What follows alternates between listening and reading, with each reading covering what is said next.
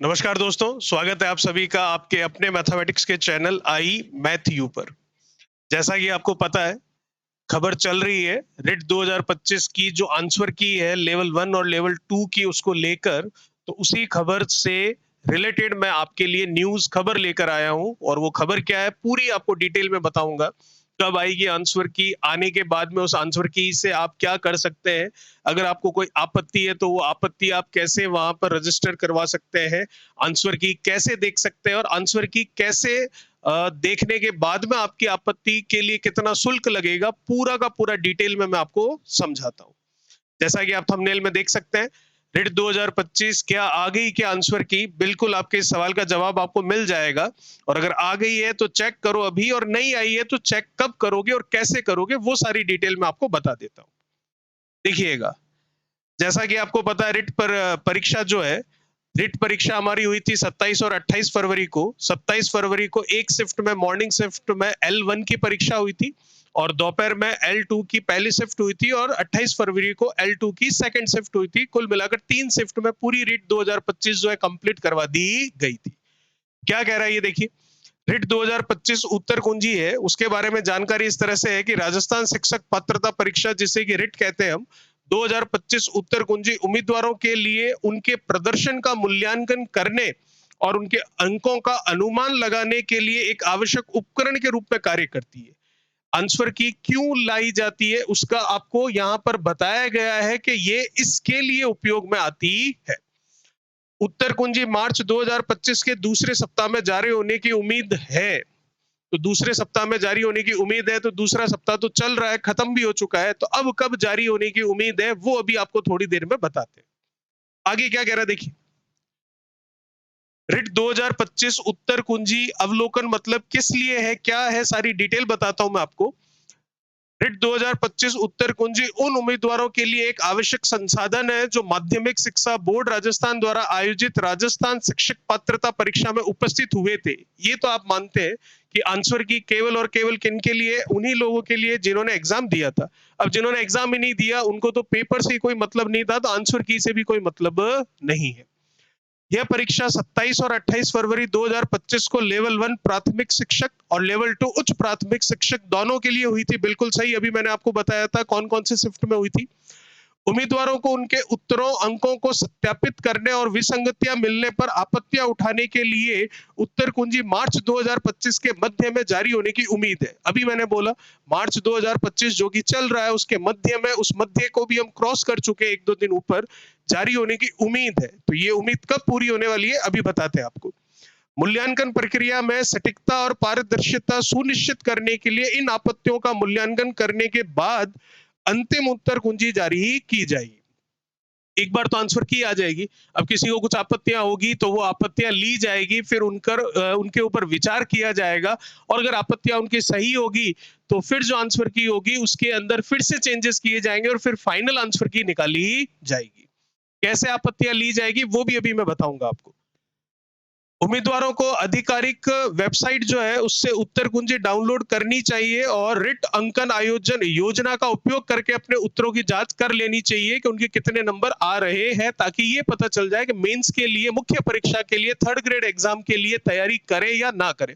वैसे तो टाइम है अभी आपके पास उसके लिए, क्योंकि जैसा कि आपको पता है, खबर ये है कि जनवरी 2025 में ये एग्जाम होने वाला है, मुख्य परीक्षा वाला, थर्ड ग्रेड वाला। तो अभी काफी समय है और ये जो भी प्रोसेस है ये 1-2 महीने में कंप्लीट हो जाएगा। अभी कह रहे हैं कि आंसर की जारी करने वाले हैं, कब जारी करने वाले अभी आपको बताएंगे। फिर जारी करने के बाद में आपत्तियां ली जाएगी, फिर उनके ऊपर विचार किया जाएगा, फिर फाइनल आंसर की जारी की जाएगी। तो जब आंसर की आ जाएगी तब आपको ये पता चल जाएगा कि आपको मुख्य परीक्षा में बैठ सकते हो या नहीं बैठ सकते हो, तो आप अपनी तैयारी कंटिन्यू करें या ना करें। ठीक है, और जिनको पहले से विश्वास है कि नहीं उनकी पात्रता परीक्षा तो क्लियर हो चुकी है, तो वो तो तैयारी में लगे हुए हैं। जो अधर की स्थिति में है, ना पास ना फेल, कुछ समझ नहीं आ रहा, उनको कंफर्मेशन नहीं मिल रहा है, तो वो कंफर्मेशन आंसर की के बाद उनको मिल जाएगा, फिर रिजल्ट आ जाएगा तो पूरा ही कंफर्म हो जाएगा। चलिए, क्या थी परीक्षा उसके बारे में मैं थोड़ा सा आपको बता देता हूं। परीक्षा का नाम जैसा कि आपको पता ही, रिट 2025, ठीक है। किसके द्वारा करवाई जाती है परीक्षा? माध्यमिक शिक्षा बोर्ड राजस्थान द्वारा करवाई जाती है। 27 और 28 फरवरी 2025 को एग्जाम हुआ था। 27 फरवरी को L1 का एक ही शिफ्ट में पेपर हो गया था पूरा, और 27 फरवरी को L2 की एक शिफ्ट हुई थी, और 28 फरवरी को L2 की दूसरी शिफ्ट हुई थी मॉर्निंग में। उत्तर कुंजी जारी मार्च 2025 के मध्य में है जारी होने की उम्मीद, लेकिन वो उम्मीद तो पूरी खत्म हो चुकी है, क्योंकि मार्च 2025 के मध्य में तो हम पहुंच चुके हैं। तो वो उम्मीद अब कब पूरी होने वाली है, अभी बताते हैं आपको। आपत्ति जो है, अंतिम उत्तर कुंजी जारी होने के बाद, आपत्ति अवधि के बाद जो है, जितना टाइम ड्यूरेशन आपको दिया जाएगा, तभी आप उसमें क्या करोगे, आपत्तियां डालोगे। आधिकारिक वेबसाइट आपके सामने लिखी हुई है। अंकन योजना क्या थी? सही उत्तर के लिए 1 अंक मिल रहा था, और गलत उत्तर के लिए 1/3 जो अंक है वो माइनस हो रहा था। लेकिन कब हो रहा था ये होगा आपके मेंस के लिए होगा। मुख्य परीक्षा में आपका ऐसा कुछ भी नहीं था। मुख्य परीक्षा में, क्योंकि पात्रता परीक्षा है, तो पात्रता परीक्षा में कभी भी, एलिजिबिलिटी टेस्ट में कभी भी आपका ऋणात्मक मतलब नेगेटिव मार्किंग नहीं होती है, क्योंकि उससे आपको नौकरी नहीं मिलती है। वो तो सिर्फ और सिर्फ एक पात्रता परीक्षा होती है। तो पात्रता परीक्षा में कभी भी किसी भी तरह का ऋणात्मक नेगेटिव मार्किंग नहीं होती है। ये बात कर रहा हूं मैं मेंस के लिए। चलिए आगे बात करते हैं। क्या कह रहा है आपको? 2025 उत्तर कुंजी डाउनलोड कैसे करें? आ भी जाएगी, ठीक है। तो डाउनलोड कैसे करें? तो सबसे पहली बात तो आएगी कब, अब मैं आपको बता देता हूं वो राज क्या है, कब आने वाली है। कहा जा रहा है कि 20 से 25 मार्च के बीच में, 20 से 25 मार्च के बीच में आपकी आंसर की जारी हो सकती है। पहले कह रहे थे मार्च के मध्य में, तो अब मध्य से लास्ट में पहुंच चुके। अभी कह रहे हैं होगी या नहीं होगी, वो तो होने पर ही पता चलेगी, क्योंकि पहले भी कहा था 15 मार्च को हो जाएगी, ठीक है। अब क्यों नहीं हुई 15 मार्च को, उसका कारण ये बताया जा रहा है कि बोर्ड के एग्जाम थे, होली की छुट्टियां आ गई, इस वजह से 15 मार्च को हम नहीं कर पाए। तो ये तो पहले से ही पता था कि बोर्ड के एग्जाम है, होली की छुट्टियां भी आएगी, पर कोई बात नहीं, 15 मार्च निकल गई है, 20-25 मार्च भी आ जाएगी, उसके बीच पे कब होती है वो भी हमें पता चल जाएगा। अगर जारी होगी तो जारी हो जाएगी, नहीं होगी तो और डेट आ जाएगी आपको कि हाँ इस तारीख को नहीं, अब इस तारीख को होगी, क्योंकि हम तो इंतजार कर सकते हैं, उसके अलावा तो कुछ कर नहीं सकते। तो 20 से 25 मार्च कहा जा रहा है कि आंसर की जारी कर दी जाएगी। जारी होने पर ही पता चलेगा कि आज आंसर की जारी हुई है या नहीं हुई है। तारीख जरूर आपको दे दी गई है, ताकि जो वेट कर रहे थे उनको और इंतजार का समय मिल जाए कि और कितना इंतजार करना है। अब ऐसा कहा जा रहा है कि रोज की 70,000 OMR शीट जो है वो स्कैन की जा रही है, इसलिए हमें समय लग रहा है, और 70,000 स्कैन कर रहे हैं, तो 70,000 भी अपने आप में एक बहुत बड़ी संख्या है। चलिए देखते हैं 20 से 25 मार्च के बीच में आती है आंसर की या नहीं आती, और अगर आती है तो आंसर की कैसे डाउनलोड कर सकते हैं वो मैं आपको बता देता हूँ। रिट 2025 जो परीक्षा है उसमें शामिल होने वाले उम्मीदवार board of secondary education Rajasthan की वेबसाइट से आधिकारिक उत्तर कुंजी जारी होने के बाद डाउनलोड कर सकते हैं। बिल्कुल कर सकते हैं, क्योंकि आप लोगों के लिए ही जारी की जाएगी, तो आप लोग तो डाउनलोड कर ही सकते हैं। उत्तर कुंजी लेवल 1 कक्षा 1 से 5 और लेवल 2 कक्षा 6 से 8 के लिए अलग अलग उपलब्ध होगी। दिखती सी बात है, एग्जाम भी अलग अलग हुए हैं, तो आंसर की भी अलग अलग होगी, और पेपर अलग था तो आंसर की भी अलग ही होगी। फिर क्या कह रहा है आपको? रिट 2025 उत्तर कुंजी को आसानी से डाउनलोड करने के लिए नीचे दी गई चरण दर चरण प्रक्रिया का पालन करें। कौन सी प्रक्रिया है, क्या प्रोसेस है, स्टेप बाय स्टेप, वो आपके ये सामने लिखा हुआ है। पहला स्टेप, जो वेबसाइट है ये लिखी हुई आपके सामने, बिल्कुल आपको पता भी होगी क्योंकि आपने फॉर्म भी फिल किया होगा। तो इस वेबसाइट को आप क्रोम पर ओपन करें सबसे पहले, फिर मुख्य पृष्ठ जो इसका होम पेज है, जो मेन पेज होगा इसका, उस पर जाकर रिट 2025 उत्तर कुंजी अनुभाग देखें, या फिर रिट का जो नवीनतम अपडेट आया है उस पर जाए, ठीक है। तीसरा स्टेप क्या करें? रिट लेवल 1 और लेवल 2 उत्तर कुंजी 2025 लिंक पर क्लिक करें। अगर आप L1 की आंसर की देखना चाहते हैं तो उस पर क्लिक करें, और अगर L2 की आंसर की देखना चाहते हैं तो उस पर क्लिक करें। फिर अगला स्टेप क्या है? उत्तर कुंजी लेवल 1 प्राथमिक शिक्षक और लेवल 2 उच्च प्राथमिक शिक्षक के लिए अलग अलग जारी की जाती है। बिल्कुल सही है, एग्जाम अलग हुआ, ठीक है, शिफ्ट अलग थी, तो डेफिनेटली उत्तर कुंजी भी इसकी अलग ही होगी। पांचवा स्टेप, आपने जो पेपर दिया था, अगर L1 का दिया है, L2 का दिया है, दोनों का दिया है, जो भी है, आपने जो पेपर दिया था उसके आधार पर सही लेवल 1 या लेवल 2 उत्तर कुंजी चुने। फिर एक बार जब आप उपयुक्त उत्तर कुंजी का चयन कर लेंगे तो पीडीएफ फाइल आपकी स्क्रीन पर खुल जाएगी। बिल्कुल सही है, जैसे कि आप और भी पीडीएफ, कोई क्वेश्चन या कोई आंसर या और भी कोई रिलेटेड न्यूज या किसी भी तरह की पीडीएफ आप जैसे नेट से डाउनलोड करते हैं, सेम वही प्रोसीजर है। फाइल को अपने डिवाइस पर सहेजने के लिए डाउनलोड बटन पर क्लिक करेंगे, और डाउनलोड की गई उत्तर कुंजी खोलेंगे और दिए गए सही उत्तरों के साथ अपने जवाबों का मिलान करेंगे। बिल्कुल सही है। जब आप डाउनलोड कर लेंगे पीडीएफ की फॉर्म में, तो आपका जो भी डिवाइस है, कंप्यूटर है, फोन है, टैब है, जो भी है, लैपटॉप है, उसमें वो आ जाएगी, सेव हो जाएगी। फिर उसको ओपन करके जो आपने आंसर किए थे उनसे मैच कर सकते हैं। अपने अनुमानित स्कोर की गणना के लिए रिट 2025 अंकन योजना का उपयोग करें। बिल्कुल सही है। यदि आपको उत्तर कुंजी में कोई त्रुटि मिलती है तो प्रश्न संख्या नोट कर ले और आपत्तियां उठाने के लिए तैयार रहे। यदि लागू होती है आपत्तियां देने के लिए तो नोट कर लीजिए। आपको लगता है कि नहीं ये सही था, लेकिन यहां पर जो आंसर किया उसमें ये बताया गया है, तो उसको नोट करके रखिएगा। और कैसे आपत्तियां आप वहां पर रजिस्टर करवा सकते हैं वो भी मैं अभी आपके साथ डिस्कस करने वाला हूं। अब क्या कह रहा है, रिट 2025 उत्तर कुंजी के खिलाफ आपत्तियां कैसे उठाए।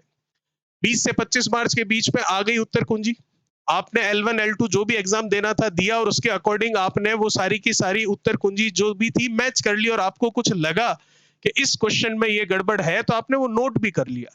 अब जब आपत्तियां ली जाएगी तब आपत्तियां आप कैसे रजिस्टर करेंगे वो भी पता होना चाहिए।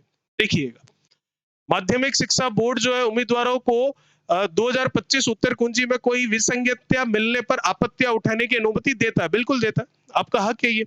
उम्मीदवारों को आधिकारिक वेबसाइट के माध्यम से दी गई समय सीमा के भीतर आपत्तियां दर्ज करानी होगी। दिखती सी बात है, जो आपको टाइम ड्यूरेशन दिया जाएगा उसके अंदर ही आपको आपत्तियां दर्ज करानी होगी। उसके बाद में अगर आप दर्ज कराएंगे तो दर्ज होगी भी नहीं और ना आपकी सुनवाई की जाएगी, क्योंकि जो समय आपको दिया गया था वो समय सीमा आप क्या कर दोगे, क्रॉस कर दोगे, इस वजह से।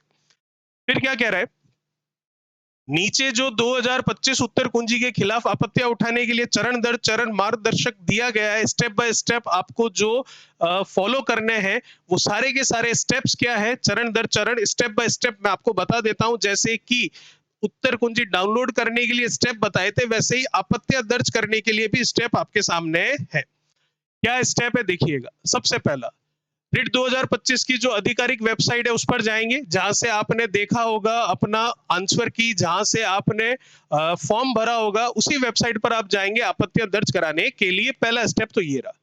होम पेज पर जाएंगे उसके और रिट 2025 उत्तर कुंजी आपत्ति लिंक जो आएगा उसको देखेंगे। फिर तीसरा स्टेप ये रहेगा कि आपत्ति लिंक पर क्लिक करेंगे और अपने रिट 2025 पंजीकरण संख्या और पासवर्ड का उपयोग करके लॉगिन करेंगे। जो भी आपने पासवर्ड और जो भी आपने रजिस्ट्रेशन नंबर था, आपका पंजीकरण संख्या थी वो, और पासवर्ड जो कि आपको मिला होगा जब आपने एग्जाम फॉर्म भरा होगा तब, वो यहाँ पर एंटर करके आप उसमें लॉगिन कर पाएंगे। चलिए, ताकि उनको पता रहे कि आपत्ति जाहिर किसने करी।